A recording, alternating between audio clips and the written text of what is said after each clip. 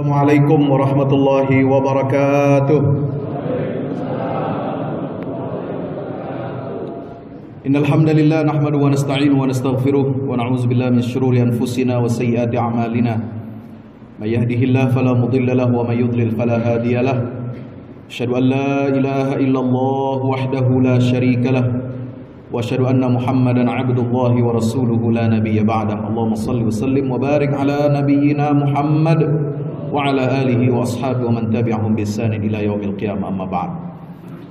Hadirin hadirat, Bapak Ibu jamaah Masjid Baitur Rahim yang insyaallah mudah-mudahan kita semua dirahmati Allah Subhanahu wa taala. Alhamdulillah, pada kesempatan kali ini Allah pertemukan kita dalam keadaan sehat walafiat. Kita telah melaksanakan ibadah puasa Ramadan hampir 1 bulan penuh. Tinggal kita sudah masuki tikungan garis finish. Kalau kita sebagai pelari, pebalap mobil mau masuk tikungan garis finish itu biasanya kita mempercepat langkah, mempercepat laju kendaraan kita, agar kita menjadi orang-orang yang berhasil sampai di titik akhir ibadah Ramadan. Dan ibadah Ramadan ini bukan tujuan. Ibadah Ramadan itu hanya sebagai sarana, sebagai latihan, sebagai pendidikan. Kalau ada yang memiliki anggapan ibadah Ramadan itu adalah tujuan, nanti setelah bulan Ramadan dia kembali lagi kepada keadaannya, kondisinya sebelum Ramadan yang jauh dari Allah, jauh dari Al-Quran, jauh dari masjid, jauh dari jamaah, dan banyak sekali kita melanggar aturan-aturan Allah Subhanahu wa ta'ala. Tidak seperti itu. Ramadan ini adalah bulan pelatihan, bulan pendidikan untuk menjadikan kita hamba-hamba Allah yang istiqomah. Maka itu diperlukan hasil daripada ibadah Ramadan ini adalah kita menjaga konsistensi kita dalam beribadah kepada Allah Subhanahu wa ta'ala. Ujian yang pertama setelah Ramadan ini nanti adalah di hari pertama setelah sholat Idul Fitri. Itu ujiannya udah ada. Sholat zuhurnya kebluk, tahu kebluk? Tidur, ntar jam 4 baru bangun, gabung masar, capean dari pagi, silaturahim, datang rumah satu makan, datang rumah lain makan lagi. Ya emang pengen cari makan. Makanya kepenuhan itu tangki perut. Yang terjadi apa? Habis zuhur udah tergeletak semua. Bapak Ibu yang dirahmati Allah Subhanahu wa ta'ala, itu ujian yang pertama. Menjaga konsistensi ibadah ini gak gampang. Maka dari awal kita berniat ibadah Ramadan ini adalah sebagai sarana, sebagai latihan kita untuk bersabar, latihan kita untuk jadi hamba yang bertakwa, latihan untuk kita menjadi hamba yang istiqamah. Maka di dalam surah Fussilat ayat 30 sampai 33 Allah Subhanahu wa taala menyampaikan keutamaan orang-orang yang beristiqamah dalam beragama. Innal ladzina qalu rabbunallah tsumma istaqamu tatanazzalu 'alaihimul malaikatu alla takhafu wa la tahzanu wa abshiru bil jannati allati kuntum tu'adun. Orang-orang yang berkata Tuhan kami adalah Allah, kemudian mereka istiqamah, mereka menjaga hubungannya dengan Allah, mereka tahu konsekuensi perkataannya, ucapannya bahwa Tuhan kami adalah Allah, Jadi Tuhan kita ini adalah Allah. Tuhan kita itu bukan Ramadan. Woi, jangan mempertuhankan Ramadan. Jadikan Ramadan ini sebagai alat, sebagai sarana, bukan tujuan. Tuhan kita adalah Allah. Yang punya Ramadan Allah, yang punya bulan Syawal Allah, yang punya Zulqa'dah, Zulhijjah, Muharram, Safar, Rabiul Awal, Rabiul Akhir, dan seterusnya sampai ketemu Ramadan lagi, ya Allah. Maka kita menghamba dan mengabdikan diri kita ini hanya kepada Allah. Ramadan itu hanya sebagai sarana. Itulah mana istiqamah. Istaqamu. Orang-orang yang istiqamah, kalau dia betul-betul mendapatkan kemuliaan Lailatul Qadar, maka apa? Tatanazzalu alaihimul malaikah. Kalau Lailatul Qadar, malaikat menyapanya ya cuma sekali semalam itu.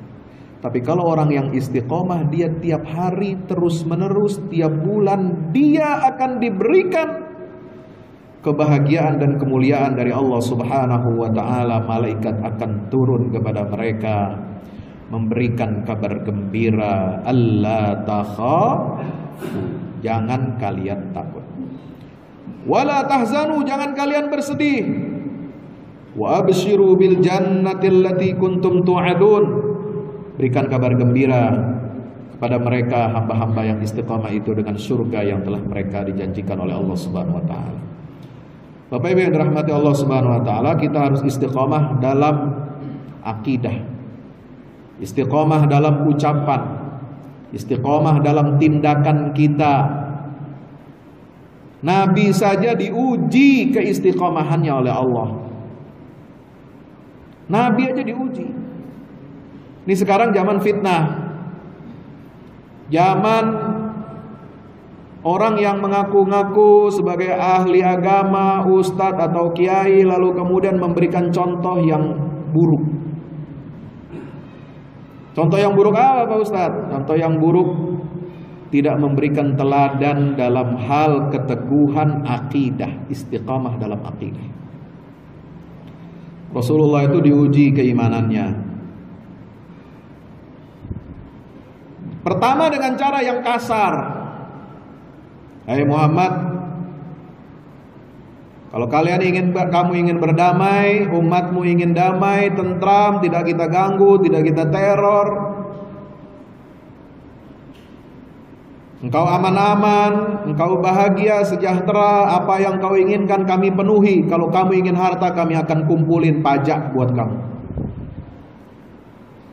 Kalau kamu ingin perempuan yang paling cantik, kita bakal seleksi dan kita kasih koleksi cewek-cewek cakep buat kamu. Kalau kamu ingin jabatan, tahta, kedudukan, kami akan jadikan engkau sebagai pemuka Makkah ini sampai seumur hidup. Ya, nggak perlu pemilihan 5 tahun sekali, nggak, seumur hidup. Kalau kamu ingin seperti itu, gampang. Satu hari kami menyembah Tuhanmu dan satu hari kamu menyembah berhala-berhala yang kami sembah. Gak mempan. Bab kasar ini, ya, ada rukuknya, ada sujudnya, ada nyebut-nyebutnya, ada ya kasar lah. Ya, ini model sinkretisme agama yang kasar, praktek yang gak benar. Gak mempan, kata Rasulullah SAW. Seandainya mereka meletakkan matahari di tangan kananku, kemudian mereka meletakkan bulan di tangan kiriku, untuk apa? Agar aku meninggalkan agama ini, risalah yang telah diwahyukan oleh Allah, maka aku tidak akan pernah surut untuk mendakwahkan risalah ini. Cara yang kasar gak mempan. Akhirnya kaum Quraisy berpikir ulang. Mereka negosiasi lagi dengan Rasulullah Sallallahu Alaihi Wasallam. Muhammad, kita udah capek, ente juga udah capek. Pengikut ente udah keteteran. Apa kamu nggak kesian sama mereka? Loh, bagaimana kalian capek? Kamu yang nyiksa kok gitu? Ya, saking capeknya kita nyiksa, kita jadi capek gitu. Maka kami akan menawarkan satu proposal.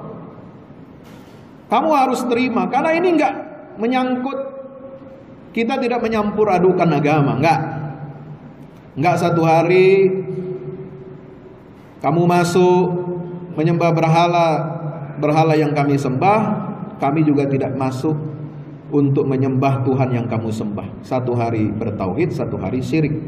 Enggak. Lalu bagaimana apa yang kalian tawarkan? Proposal apa sih? Kami menawarkan kepada kamu, wahai Muhammad, perkara yang sederhana, perkara yang nggak akan membuat engkau rugi dan kami juga nggak akan rugi. Perkara juga yang nggak akan merugikan agamamu yang kau yakini. Apa itu? Kalau engkau lewat Ka'bah, kalau engkau lewat berhala-berhala yang kami sembah, lewat aja, lewat doang, ya. Engkau tidak perlu sujud, engkau nggak perlu ruku, engkau nggak perlu menghormat, engkau nggak perlu menunjukkan penghormatan yang luar biasa kepada berhala-berhala kami. Apa yang kau minta? Cukup engkau acungkan jari kelingking. Nggak usah begini tauhid ya. Allahu ahad, ahadun ahad. Cukup yang ini aja kelingking deh. Ya, namanya juga Tuhan-Tuhan kecil. Yang ini yang gede, yang kecil aja nih, kelingking. Nggak usah ngomong, nggak usah teriak, ya Lata, ya Hubal, ya apa, ya macam-macam. Nggak usah. Cukup kalau lewat berhala kau acungkan jari kelingking itu. Untuk apa? Tanda engkau menghormati. Dalam hati Nabi, ini tawaran. Kalau memang mereka mau berdamai betul, mereka lalu mau mendengarkan risalah ini, dalam hati Nabi itu ada kecenderungan untuk menerima tawaran itu. Tapi kemudian kontan langsung ditegur oleh Allah Subhanahu wa taala dengan turunnya surah Al-Isra ayat 73 sampai 75. Apa kata Allah? Wa in kadu la yaftinunaka 'anil ladzi auhayna ilaika litaftari 'alaina ghairah idzal latakhadhuka khalila laula an thabbatnaka laqad kitta tarkanu ilaihim syai'an qalila idzal la'adhaqnaka dhi'fal hayati wa dhi'fal mamat thumma la tajidu laka 'alaina nasira. Mereka itu orang-orang Quraisy hampir saja memfitnah kamu, menggelincirkan kamu, menyimpangkan engkau dari apa yang telah kami wahyukan kepadamu. Dengan harapan apa? Kalau engkau ikut mengikuti fitnah mereka, mereka akan menjadikan engkau sebagai teman setia. Lattakhadhuka khalila. Kamu dapat teman, kamu dapat sekutu, kamu dapat pelindung, tapi engkau kehilangan Allah.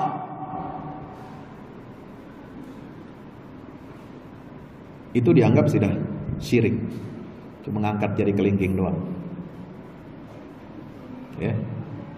Apalagi ceramah. Ya. Angkat jari kelingking doang, nggak boleh lagi ceramah. Bapak Ibu yang dirahmati Allah Subhanahu wa taala. Laula an tsabbatnaka. Kalau bukan karena kami yang meneguhkan hatimu, laqad kitta tarkanu ilaihim syai'an qalila, niscaya engkau akan cenderung menerima tawaran itu meskipun sedikit. Enggak boleh ada kecondongan hati ini sedikit pun kepada kemusyrikan. Apa dampaknya? Idzan la'adzaqnaka dhi'fal hayat. Kalau engkau sudah melewati batas merah itu, ini garis merah, enggak boleh dilanggar nih. Kalau engkau melewati garis batas merah itu, wahai Muhammad, kami pasti akan berikan siksa kepadamu 2 kali lipat dalam kehidupan di dunia dan kehidupan nanti di akhirat. Dan kau tidak akan mendapatkan penolong. Kami bukan penolongmu lagi. Bapak Ibu yang dirahmati Allah Subhanahu wa taala. Ya, maka itu sikap istiqomah ini penting. Orang berpuasa menahan diri dari makan, minum, segala sesuatu yang mubah berubah menjadi haram. Tidak boleh kita konsumsi makanan, minuman, itu tanda orang istiqomah. Walaupun lelah, walaupun letih. Maka ini harus ditingkatkan, istiqomah, meninggalkan apa yang halal, yang mubah. Kita harus naik level istiqomah untuk meninggalkan semua yang diharamkan oleh Allah Subhanahu wa taala. Ya. Bapak Ibu yang dirahmati Allah, enggak bisa kalau sekedar masuk rumah ibadah agama lain, ulama berbeda pendapat, ya boleh-boleh aja kalau ada izinnya. Banyak pendapat ulama, Syafi'i, mazhab Syafi'iyah beda, Hanabila beda, Hanafi beda, Maliki beda. Tapi intinya masuk rumah ibadah itu orang lain boleh kalau bukan untuk tujuan beribadah. Yang jadi persoalan bukan masuk rumah ibadah orang lain, yang jadi persoalan menyampaikan sesuatu yang keliru. Menyatakan semua Tuhan agama itu sama, cuma beda sebutan doang. Kita nyebutnya Allah, sono nyebutnya Yahweh, sini nyebutnya Yesus, sini nyebutnya apa? Nah ini gak benar. Maka itu Allah mengingatkan kepada kita, idzal la'adzaqnaka, hati-hati ulama, kiai, mubalik, orang alim itu kalau keliru, kalau salah, dosanya itu 2 kali lipat. Siksanya juga 2 kali lipat, Pak. Idzal la'adzaqnaka dhi'fal hayat wa dhi'fal mamat. Nabi aja diancam begitu. Apalagi orang zaman sekarang. Ya. Bapak Ibu yang dirahmati Allah, mari kita jaga iman kita, akidah kita. Kita harus istiqomah. Hati istiqomah, ucapan istiqomah, tindakan juga kita harus istiqomah setelah kita menunaikan ibadah syam di bulan suci Ramadan. Amin ya rabbal alamin. Bapak Ibu dirahmati Allah, terakhir, apa yang menjadi ciri ibadah kita Ramadan ini sukses dan kita bisa istiqomah setelah Ramadan? Cirinya 3. Disebutkan di dalam surat yang sama, surat Fussilat itu ayat 33. Wa man ahsanu qawlan mimman da'a ilallah wa 'amila shalihan wa qala innani minal muslimin. Ya. Pertama, kita harus istiqomah apa? Setiap ucapan kita, tindakan kita ini harus bisa menjadi sarana untuk berdakwah kepada Allah. Karena itulah sebaik-baik ucapan, kata Allah, adalah orang yang mengajak, menyeru orang, umat manusia ini ke jalan Allah Subhanahu wa ta'ala. Tugas berdakwah bukan cuma tugas ustaz, kiai, mubalik. Semua kita punya kewajiban berdakwah. Dakwahi keluarga sendiri, anak, istri, suami, dakwahi. Kerabat, dakwahi. Ajak kepada yang ma'ruf, jauhi perbuatan yang mungkar. Itulah dakwah, saudara. Bapak Ibu yang rahmati Allah Subhanahu wa taala. Yang kedua, wa amila salihan, continue terus beramal saleh. Ramadan boleh lewat berlalu, tapi kita tetap terus beramal saleh. Biasa sedekah Ramadan tiap hari sedekah, lanjutin sedekahnya tiap hari, insya. Biasanya ada sholat sunnahnya, qobliyah ba'diyah, bulan Ramadan lanjutin terus qobliyah ba'diyahnya, insya Allah. Bapak Ibu yang dirahmati Allah, yang ketiga adalah waqala innani minal muslimin, istiqomah dalam akidah. Katakanlah bahwa aku adalah termasuk orang-orang yang berserah diri kepada Allah Subhanahu wa taala, dan kita harus bertekad untuk apa?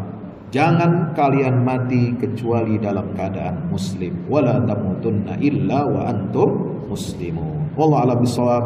Mudah-mudahan bermanfaat kajian kita pada kesempatan kali ini, menjadi tazkirah, menjadi pengingat buat kita semuanya pentingnya kita menjaga istiqamah, konsistensi dalam beribadah kepada Allah Subhanahu wa taala. Mudah-mudahan Allah terima semua amal ibadah kita di bulan suci Ramadan, dan kita kembali dalam keadaan suci lahir dan batin. Semua dosa-dosa kita diampuni oleh Allah Subhanahu wa taala di hari Idul Fitri. Amin ya rabbal alamin. Taqabbalallahu minna wa minkum, taqabbal ya karim. Kullu 'am wa antum bi khair. Wassalamu alaikum warahmatullahi wabarakatuh.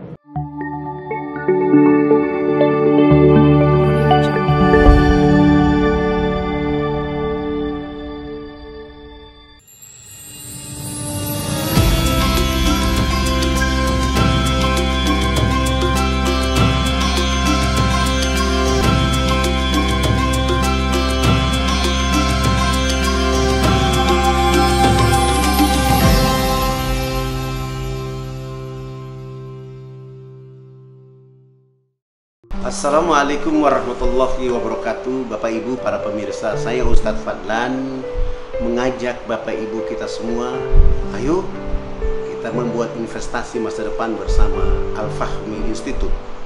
Gedung ini sedang dibangun, membutuhkan segala dukungan dari kita semua. Maka itu saya mengajak Bapak Ibu semua, hari-hari dengan kebaikan, hari-hari dengan berinfak, hari-hari dengan bersedekah, hari-hari dengan berwakaf. Dan sangat tepat Bapak Ibu memilih wakaf bersama Al-Fahmi Institute untuk generasi Quran akan datang. Rekeningnya ada di BCA, Muamalat, dan BSM. Ada di bawah sini. Ayo, dengan Al-Fahmi Institute kita mencerdaskan umat dengan Al-Quran untuk Indonesia lebih baik. Wassalamualaikum warahmatullahi wabarakatuh.